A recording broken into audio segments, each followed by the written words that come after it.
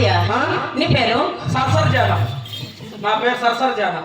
ఓ తెలుసుకోమ్మా. ఏంది నోరు నువ్వు కూడా సరేలే పాపా. చెప్పినావు మీ ఊరు పేరు చెప్పినావు.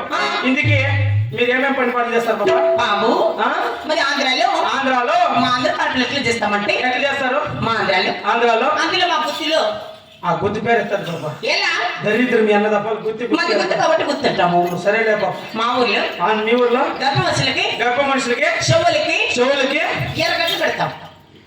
ఏమైనా గట్ల బల్లరగడ్లు ఎవరికి? గర్భవతులకి ఆడా చెవులకి ఆయమ్మకి ఎర్రగడ్డలు పెట్టి ఆయా మొగుడికి 2 ఉర్లగడ్డలు పెట్టు. ఆవిడ అవతలకు వచ్చాక అల్లాడించుకొని బాగుందిలే. అంతేకాదు ఎర్రగడ్డలు పెట్టిన తర్వాత నెడలకి ఇతరాలు కడతాం.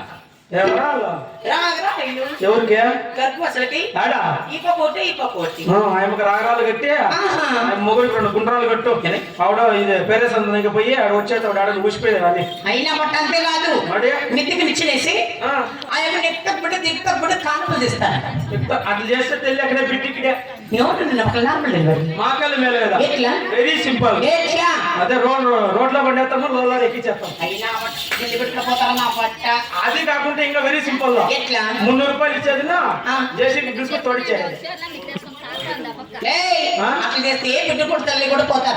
సరేలే కానీ పాప మా అమ్మని కొండమ్మని తీసుకొస్తాను. కాను పాక్షి మా అమ్మ కొండమ్మ శీలమ్మ కొండమ్మ చిన్నాగరెడ్డి భార్య. చంద్ర